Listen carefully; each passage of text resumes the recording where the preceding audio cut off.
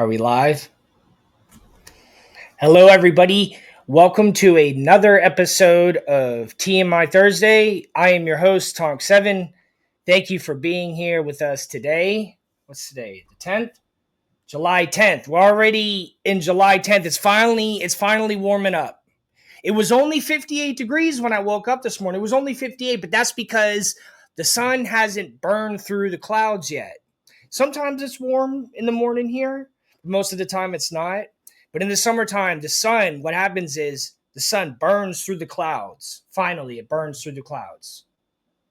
And then it comes out and it's like, oh my gosh, there you are. It's like that every day. So thank you for being here on this burning Thursday evening with all the glory of sunshine we have in Seattle for the next 2 months. So it is officially summertime here and it's warming up. And I hope you all are ready for our show this evening. We will see you in a minute.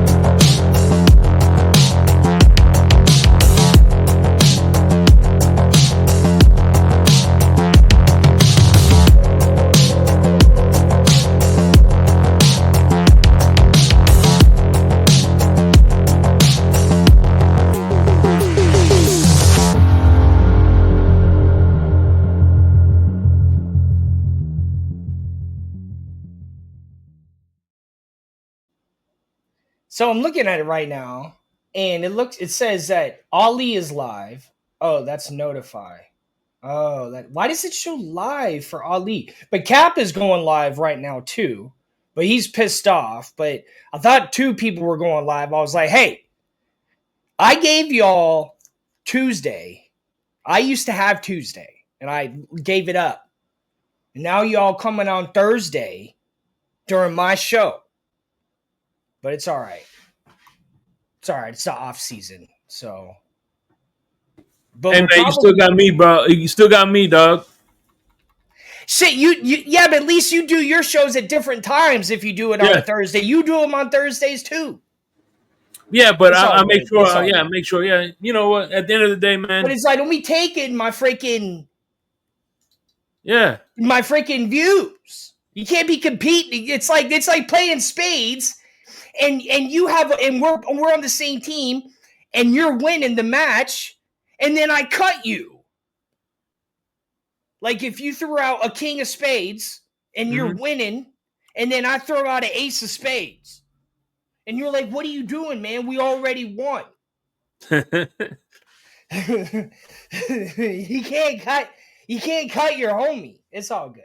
Hey man, listen. All I have to say to El Capitan is, you bastards! You vicious, heartless bastards! Right. You know, they can stay over there with all the complaining and shit they got going on. Tonight's episode, I'm super excited when I found this topic. See, I do this for y'all. I actually look through articles and I look around on the internet for things that I'd like to talk about. And it's hard because I don't want to just talk about really anything. But this first topic, I'm excited about this one. Right, the first topic. Yes, the first topic is the Sustainability Slam Dunk, brought to you in part by the WNBA. Go figure. Yeah. Go figure, right? It's like probably the league I talk about. I don't want to say the most, but it's funny that they're pushing for it. But what's interesting also is that this is a side note that Climate Pledge Arena here in Seattle doesn't have an NBA team, only has a WNBA team, but it also has the Kraken too. But they push sustainability a lot too. That like when you go there,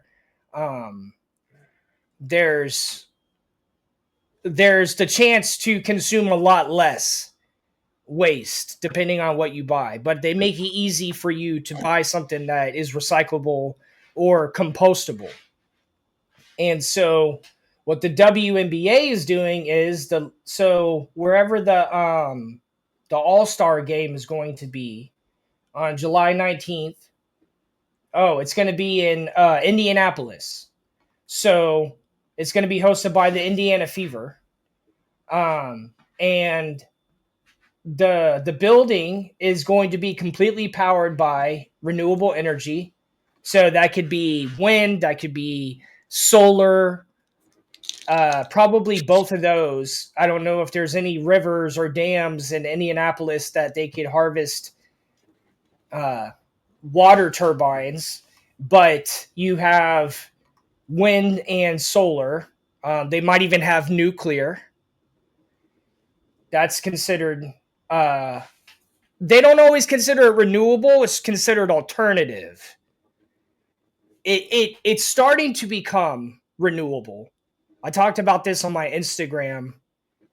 There was some laws there were some actions that happened in reference to nuclear energy in the country, and it will allow for recycling of nuclear energy.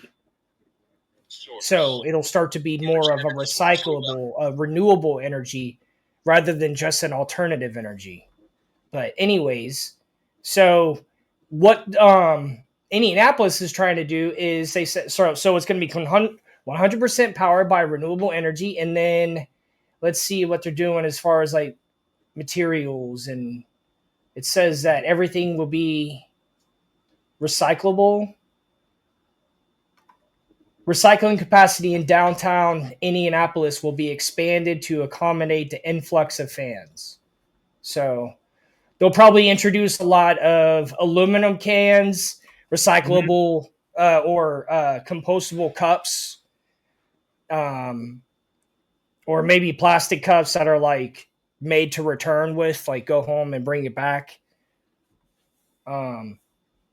Probably just a lot of aluminum and glass. But you know how you can also help is by you can bring your own straw, you can bring your own fork and knife and spoon, and you can bring your own napkin. So you can bring all 5 of those things. I know people that bring those 5 things. I don't always carry them, but I don't always use utensils. I always have rags, though. I don't use utensils that much, and I tell people no. Like when I drink straight from the glass. Yeah, I say I don't want a straw. But that's pretty cool. And sometimes when it comes to stuff like this, sometimes it's a little because they're going for what's called zero waste. So that's just like I said with the materials that are used for food consumption, what you can do with that material, whether it's compostable, recyclable, but cardboard is considered sustainable because it breaks down in the earth really easily, or it can be recycled. So even if it's just thrown away, it's still considered sustainable. Because they could reuse it, right? Well, let's say a napkin. You can't really recycle a napkin too much, but it can be absorbed into the earth very easily. That's why it's considered biodegradable, in other words. Biodegradable, right. By the way, I'm looking through I'm looking through the Finn's Tailgate, whatever. It says we're live right here, but I can't find us on freaking YouTube. Oh yeah, because they're freaking taking our spot.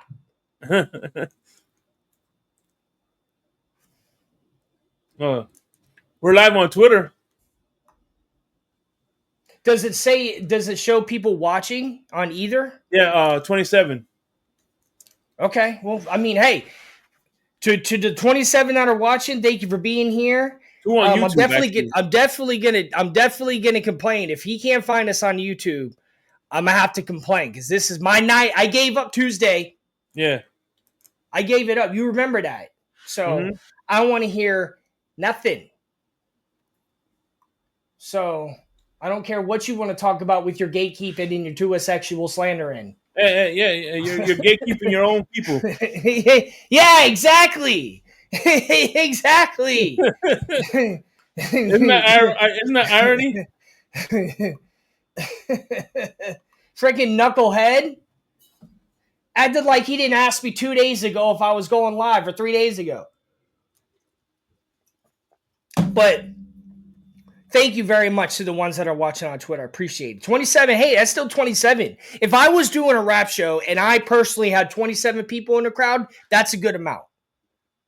That's not a bad amount.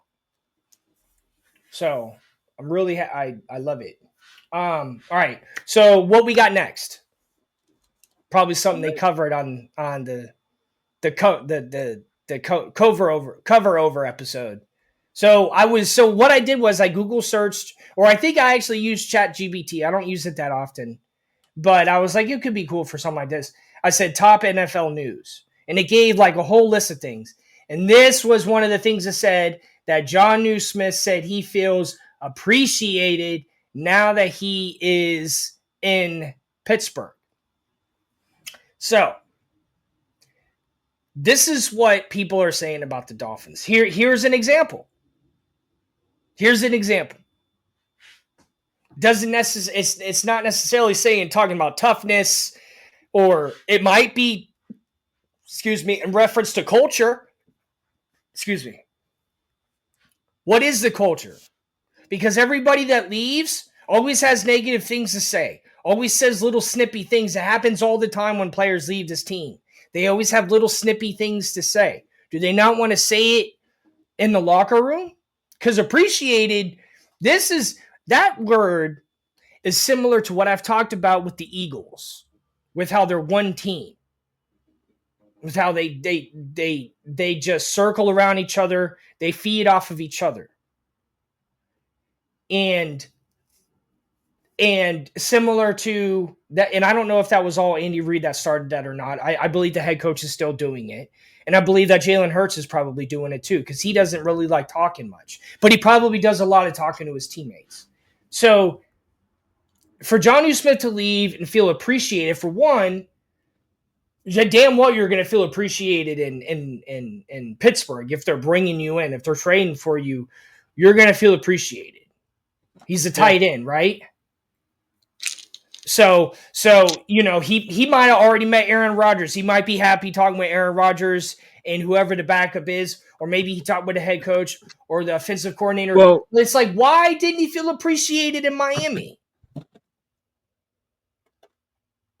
Well, here's the thing too. You got to remember, Arthur Smith is the offensive coordinator for the Pittsburgh Steelers, and he was once the head coach at Atlanta. So he knew how he could use Jonnu Smith.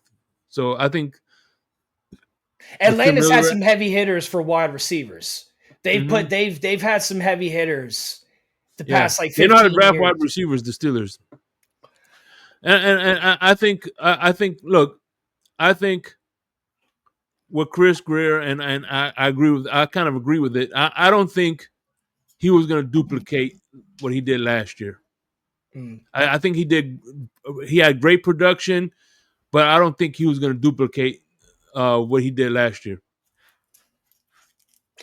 Sucks. So when you're playing for business, when you in football, it's what you're going to do next year, not for what you did last year. You know what I mean? Well, yeah. Right. Mm-hmm. But does that coincide with feeling appreciated? Yeah, he probably didn't feel appreciated. I'm sure he loved. He got traded. He got traded, so maybe the feeling was mutual. Hopefully, this trade will work out for both of them for the better. Sometimes trades really do work out that way.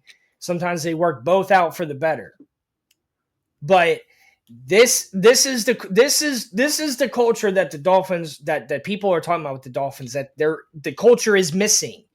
There isn't a there isn't really a relative culture. It's misculture.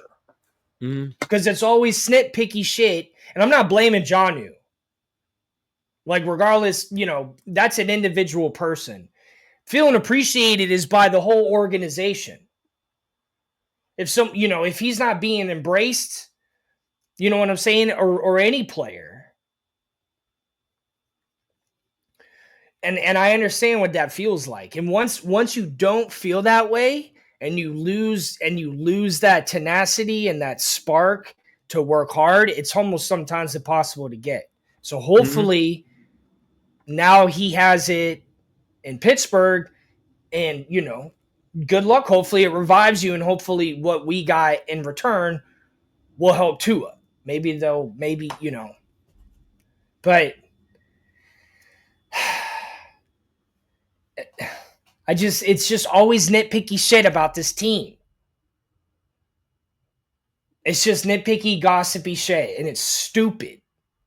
It's stupid. It's stupid.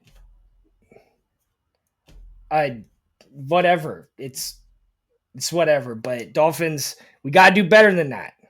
Yeah. We got it. It's just that's bottom line. Got to do better than that. Because these players make a lot of money, but they're putting their body on the line. They're taking damage to their body. They're giving their heart for the most part. So, it should be reciprocated. The effort, because money they have to be paid. So that's going to happen. But there's another effort that goes besides that.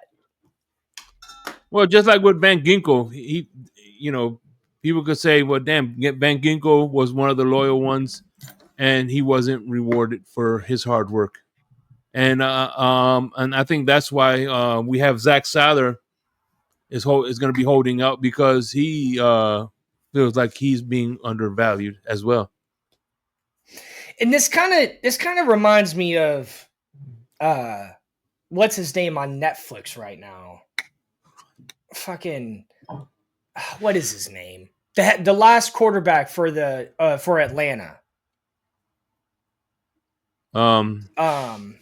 Kirk Cousins. So he's saying that he's complaining on Netflix about them drafting Penix Jr. and that he played when he was injured because he was afraid of getting benched. It's like he said he felt what did he say he felt by them? He said he felt kind of the same way that Johnny Smith appreciated. He said he didn't. He felt it was like he felt he's misled. He said he was misled. What's wrong with drafting a quarterback? You're not exactly the youngest quarterback.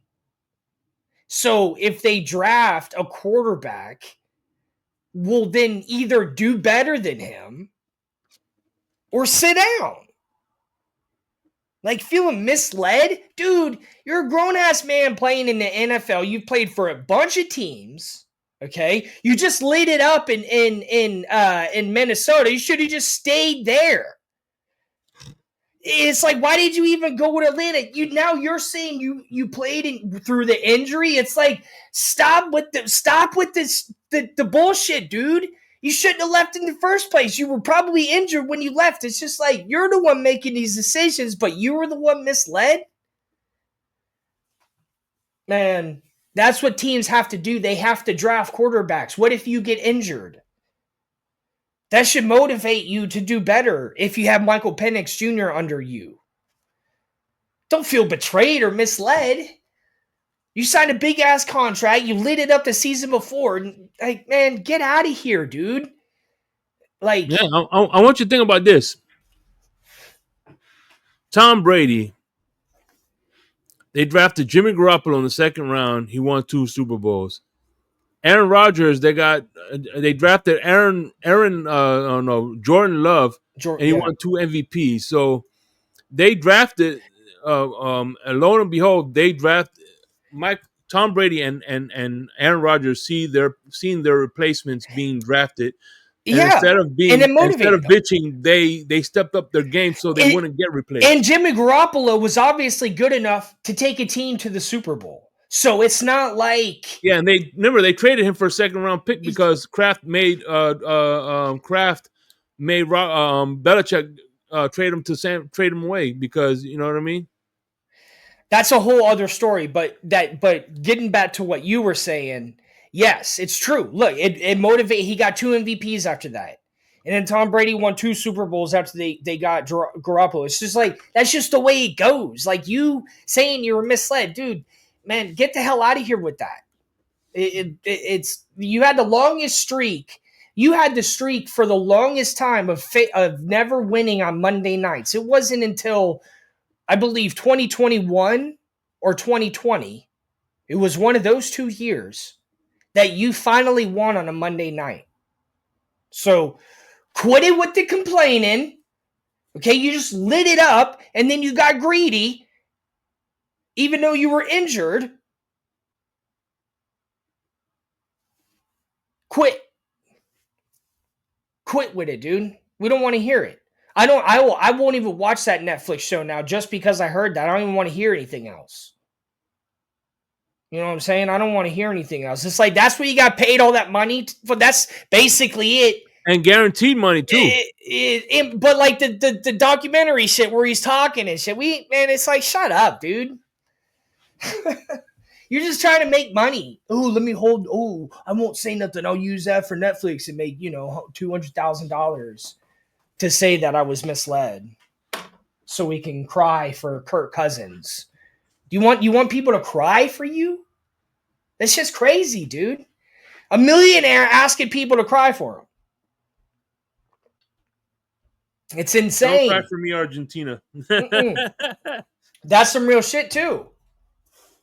I met a chick one time that was from Argentina, and I asked her about that. I said, hey, what's up with that movie?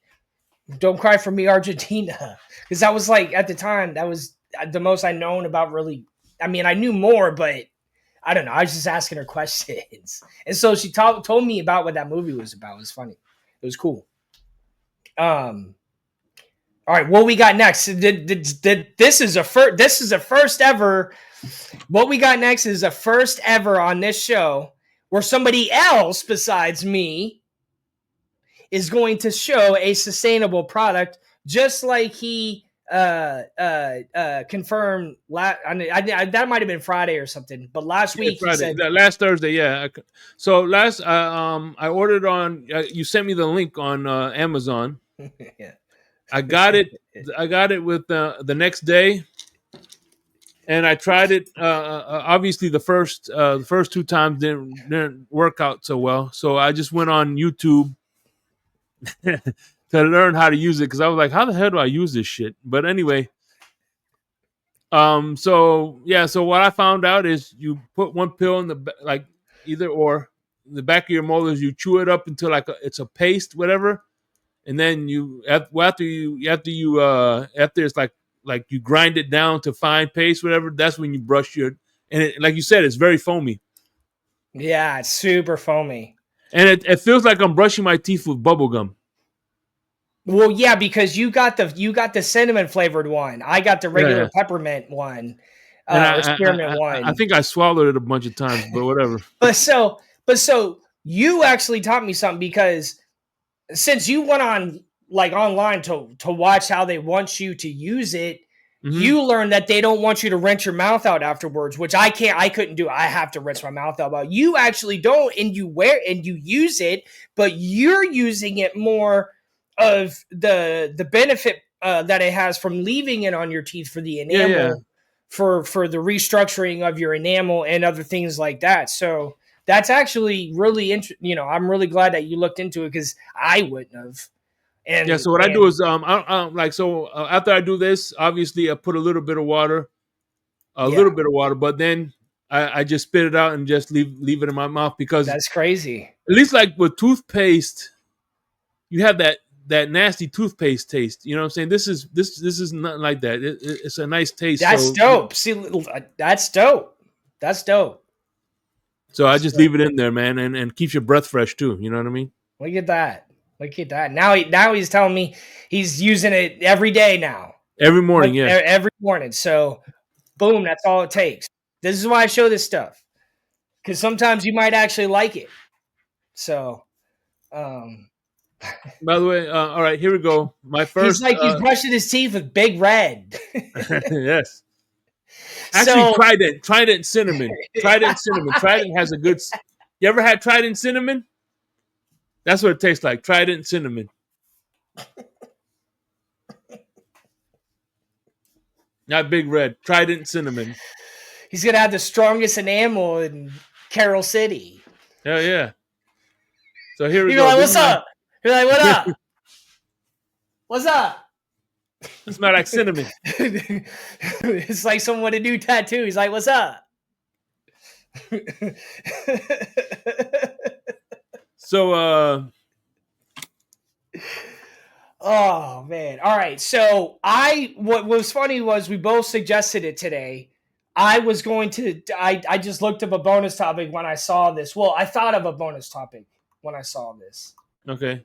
And I was going to mention it to Shake, and Shake was like, hey, I want to do like an extra segment tonight. I was thinking the same thing. Let's do a bonus segment. And I chose top 25 worst NFL coaching hires this century. All right. And I'm doing one. All right. So I was listening. I was driving to work.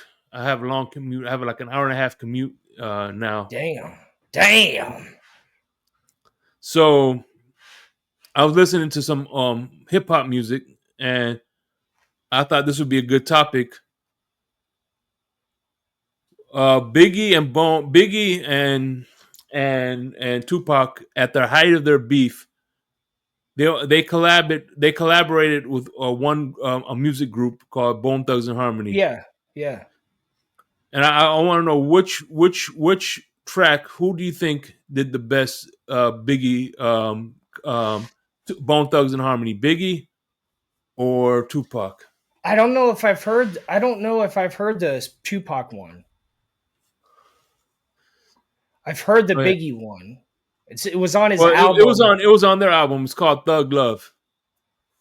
I haven't heard it enough to. I might have heard it, but I haven't listened to it enough to remember.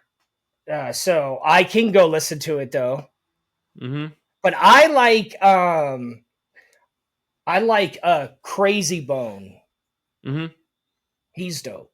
I've been downloading actually a bunch of his mixtapes and playing his because he's dope. He's dope. Yeah, I like his solo album, his solo Yeah, stuff.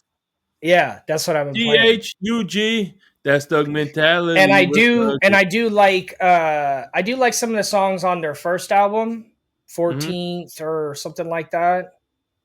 What's the album where it shows the street sign? Yeah, that's their second album. Okay. Technically, their third album. Their first album was Bone Enterprise. That was before they got with EE. And the second one was Creeping on a Come Up, and then the third one was Eternal East 99. That one. That's what First of the Month. And Crossroads. Yeah.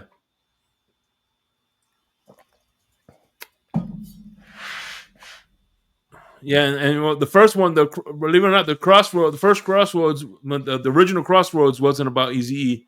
The remix was. I didn't know it was about anyone personally. It's just homies. Yeah. They had a guy named they had a buddy named Wally, and that's who the song was about. The first one. Yeah, my friend Bright used to play it a lot. He had a friend named Louis Tedesco that was killed.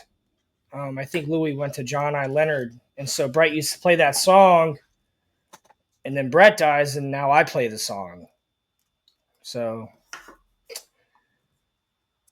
by the way, Sega Genesis came up with had a fighting game. I can't remember the name of the fighting game. Right, I'll look it up now. But they had a fighting game on Sega Genesis. DJ Unique sampled a lot of the tracks for that song off of that video game. Oh, that's cool.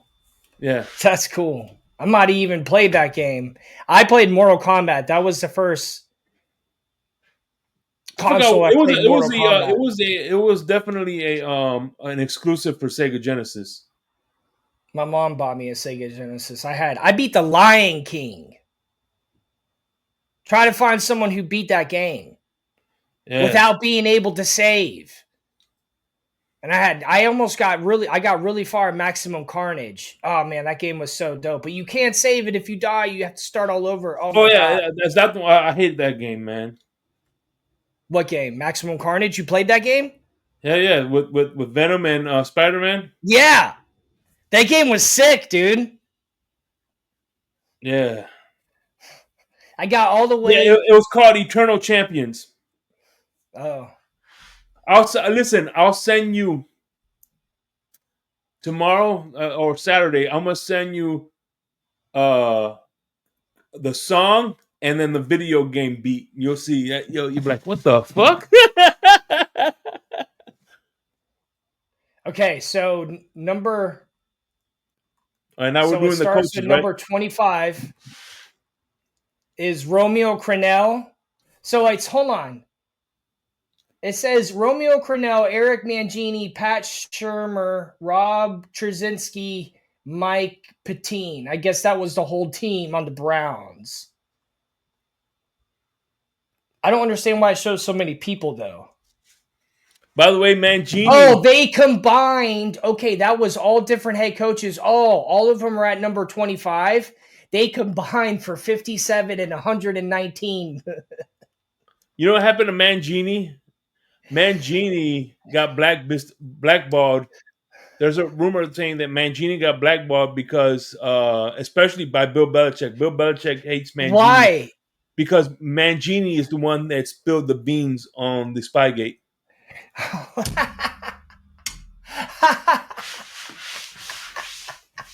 He's the one because he used to be a Belichick assistant. And he Oh, says, that's why he's and not in the NFL anymore. That's why he does like journalism and stuff, or he'll be on PTI, mm-hmm. or he'll be on Sports Center. I didn't know that about him. And so what happened was they played the Browns, and apparently Bill Belichick spied on him, and that's when he's like, "Hey, what the fuck you doing that to me?" So it's like, oh shit, that's how he caught him. So he.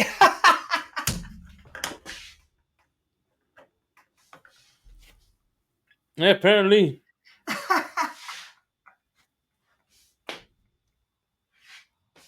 He said, "You dumb asshole, you can't be cheating on me like that." Mm-hmm. Oh man. The next one is Nick Saban. He went 15-17, 2 seasons. Right? Yeah.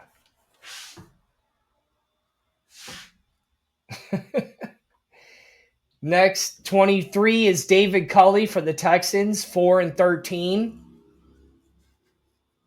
Oh, he had Deshaun Watson. Oh, no, he didn't have Deshaun Watson yet. Lovie Smith went 3-13. Dave Campo went 15-33.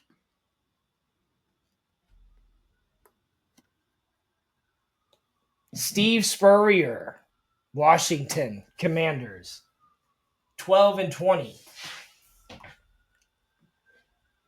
Jim Zorn with the Commanders, 11-20. Greg Schiano.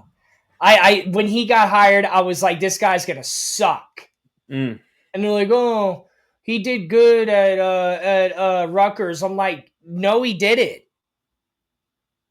No, he didn't. He was never in. He went to a couple bowl games. He went to the St. Petersburg Bowl with Rutgers. Yeah. I went to the game in St. Petersburg.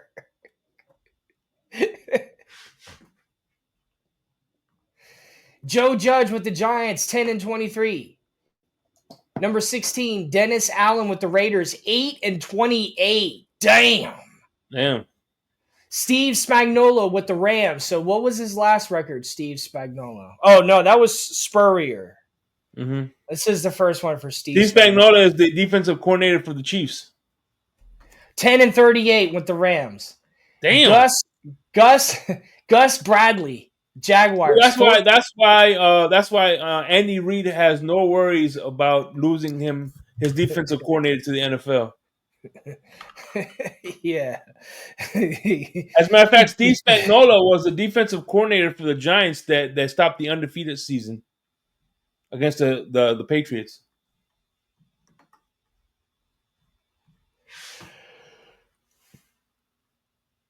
Excuse me. And then we got Gus Bradley with the Jaguars, 14-48.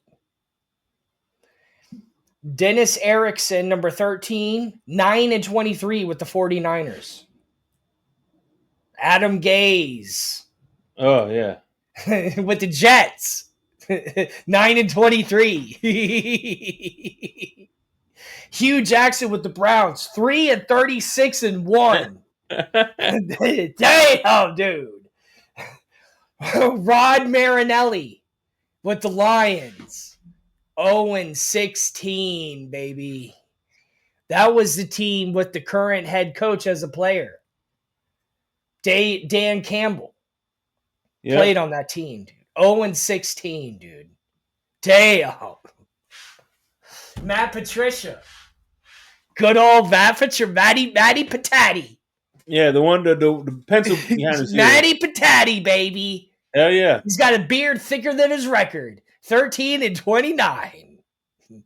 Art Shell. Never heard of him. 2-14. with the Raiders. Marty Morn Hinwig with the Lions, 5-27.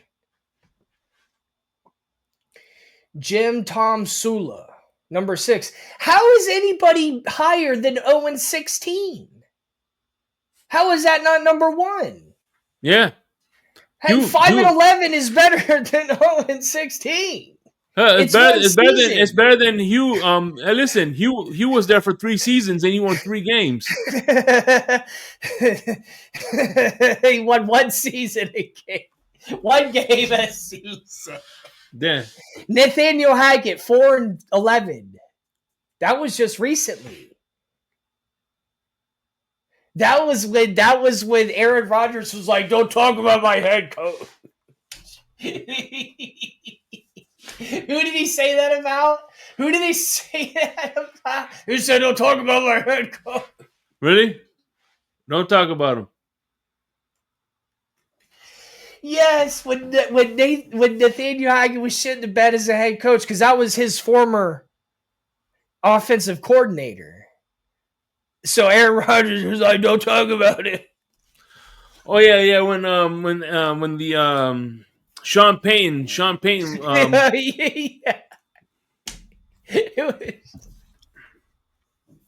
Yeah, he was mad at Sean Payton. He was this big is mad why too. I still want Aaron Rodgers in the NFL. This is the reason why. Yes, I'd like to see him play, but this is the reason why. You big mad. Josh McDaniels, Broncos, 11-17. So 11 must have been when they won with Tebow. When they made it to the playoffs. No, he got fired. He got fired. He got fired when Tebow started winning. Oh. Cameron with the Dolphins, 1-15. Yeah, 1-15. Yep. Damn, dude, I didn't. Damn. So you're telling me we got 3 coaches off that fucking list? Saban, Adam Gase. No, Adam Gase was with the Jets. But still, he's still a coach. Yeah, but he still sucks. He still made He's the not list. on this list. He's not on this list for the Dolphins. But either way, he's still on the list. We hired him, and he's still on the list. He's like number 30 or something. Bobby Petrino with the Falcons, 3-10. Urban Meyer with the Jaguars, 2-11. That's the guy who kicked this punter. Remember? And then when he got fired, he just left. He didn't even tell anybody that he was leaving. He just packed up his stuff and left. Actually, the thing I admired about him was there was a game. I forgot where they went to. Was it Cincinnati or something like that? So he stayed behind. He's like, and he had that chick on him. Yeah, I'm like, I'm not mad at you, man. Do you, man? I'm not mad. No, sir. Oh man, what a clown show! And then 1B is Bill Belichick with the Jets. The record is NA. What happened was when he got hired, he did a press conference and then resigned the same day. Yeah.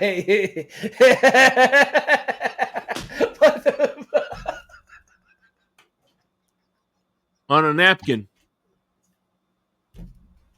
When did this happen? In 2000?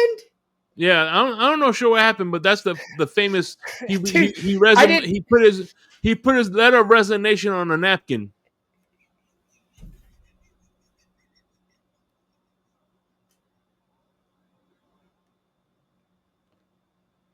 He quit the same day after the press conference. Oh my gosh, man!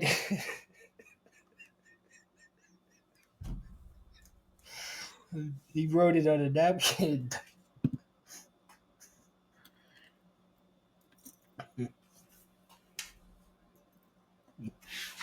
Hi and bye.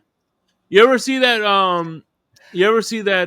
That meme where Grandpa Simpson is walking to the burlesque house? He sees Bart. He sees Bart and he walks back out. He like does 2 circles. Yeah.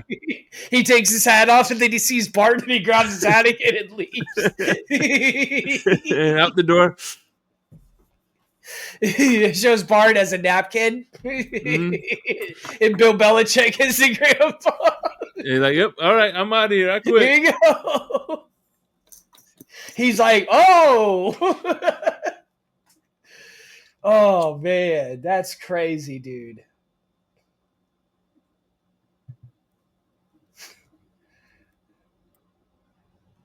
So the Texans are on there twice. The Commanders are on there twice. The Lions are on there 3 times. Mm-hmm.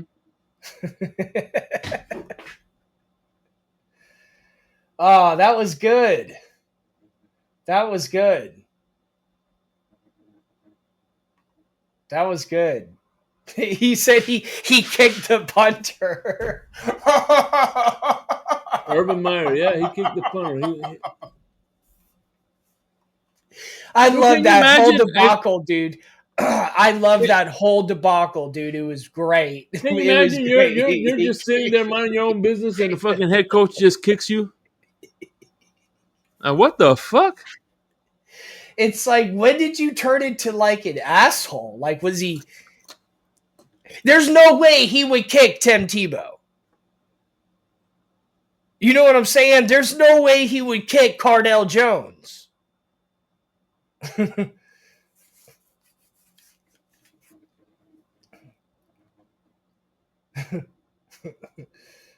you heard the story before.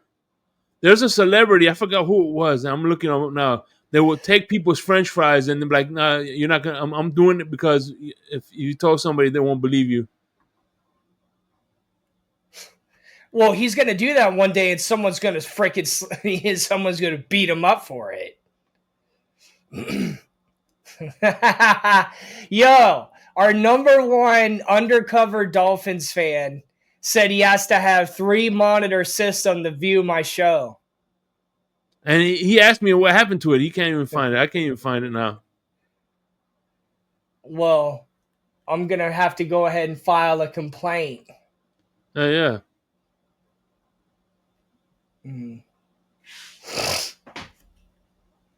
I got gatekeeped on the gatekeeping episode. Yeah, this is supposed to be. Oh, Bill Murray. Bill Murray. He said he'd walk up to somebody and take your French fries and like, yeah, nobody's gonna believe you. Well, okay. I mean, yeah, that's okay if Bill Murray does it. Mm-hmm.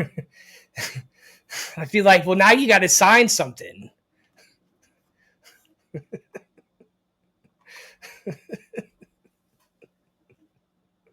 Oh man. Or else I'm gonna picket in front of your house. And what's funny is I'm looking at the BBC, right? And it says, and I'm like, it's funny. It goes, Bill Murray's finally answers about the rumors about stealing someone's chips. And I realized, so that's in in England.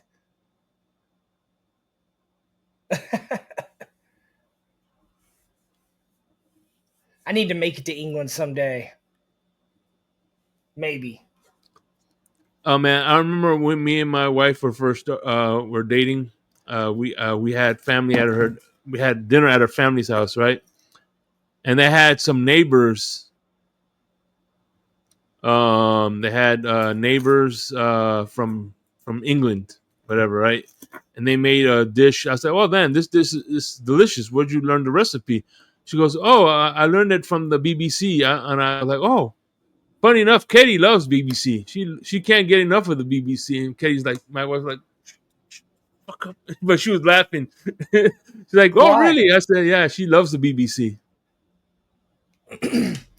Are you making a joke about BBL? Yeah, I was talking about I was talking about something else, and then I'm talking about when she talked about the news network. I'm like, the BBC. I said, okay. Loves. She's like, shut up, Anthony. Shut up. Okay, I get what you're saying. Oh man, good times. Actually, I want to go to Amsterdam. That's where I want to go. The red light district. I hear that's good. That's like the really good weed spot. In Europe. Yeah. Not to mention the women are tall as hell there. I love me some tall women. Yeah, Europe has Northern Europe. Yeah, that's like Amsterdam is as most as Northern Europe as you can get. There's only like a few countries more north than Amsterdam. It's in the Netherlands.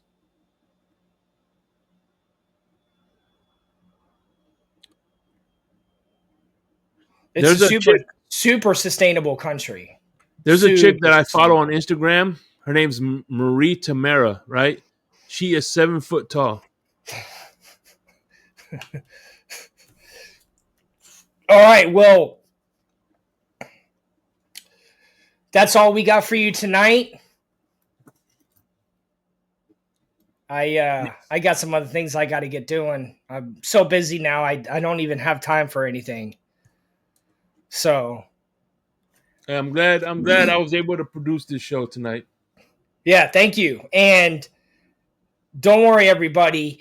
Cap's gonna know not to be hosted during my time, so that Michael K doesn't have to go buy a fourth screen. Exactly.